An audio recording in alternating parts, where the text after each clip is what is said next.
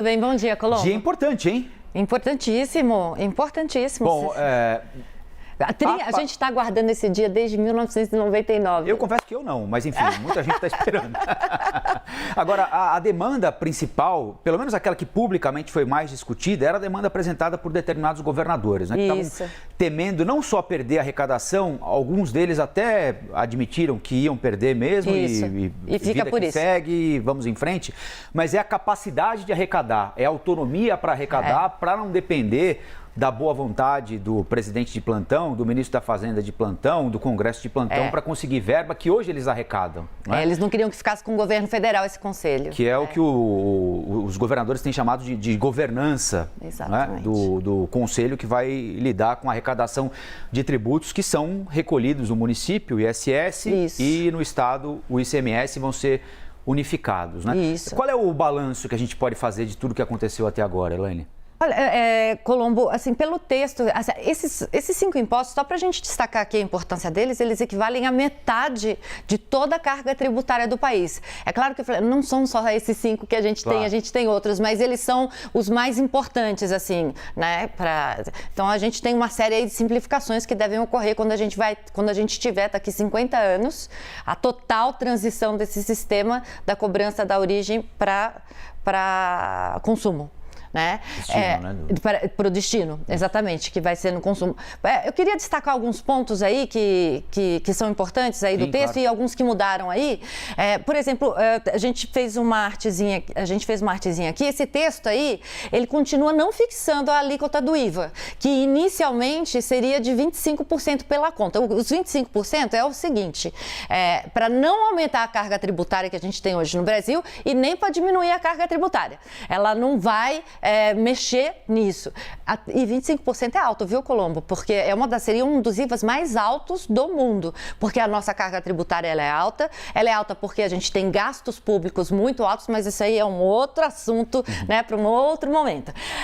Cesta básica, que era um ponto aí super polêmico, os supermercados aí estavam falando que ia aumentar em 60% a carga tributária dos produtos da cesta básica, o secretário especial Bernardo Api dizia que não. O que ficou decidido aqui? A gente estava destacando aqui, acho que a artezinha saiu, o texto da cesta básica agora, vamos lá, aqui diz o seguinte, que instituímos a Cesta Básica Nacional de Alimentos em observância ao direito social à alimentação, cujos produtos poderão ter redução da alíquota a 0. O que é essa Cesta Básica Nacional de Alimentos? Ela vai ser definida por uma lei complementar. Quais os itens que vão fazer parte dessa cesta básica?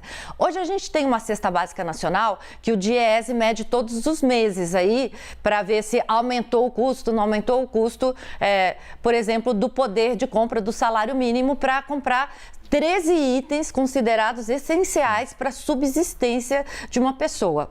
A gente não sabe ainda quais itens vão fazer parte dessa cesta básica, mas a mudança é que no texto anterior a cobrança de impostos caía para metade em relação a tal alíquota padrão, que não sabemos qual vai ser ainda, mas seria cobrado metade.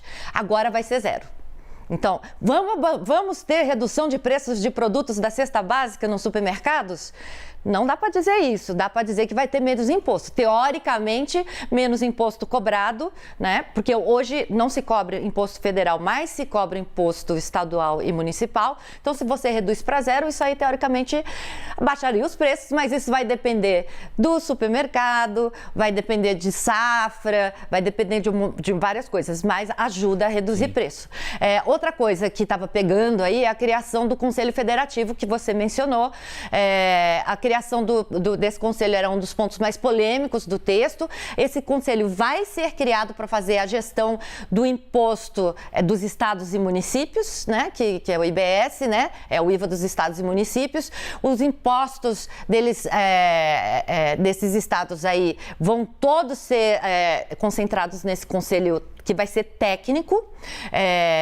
Quem que vai fazer parte desse conselho? Seriam pessoas, segundo o texto do relator, pessoas indicadas aí pelos estados, técnicos indicados pelos estados e municípios. Esse conselho vai ter que fazer a administração, fiscalização, distribuição desses recursos, né? Então, enfim, saiu um pouco daquele medo de que o governo federal vai ter a mão mais pesada sobre os impostos estaduais e municipais, e eles agora poderão ter uma autonomia maior.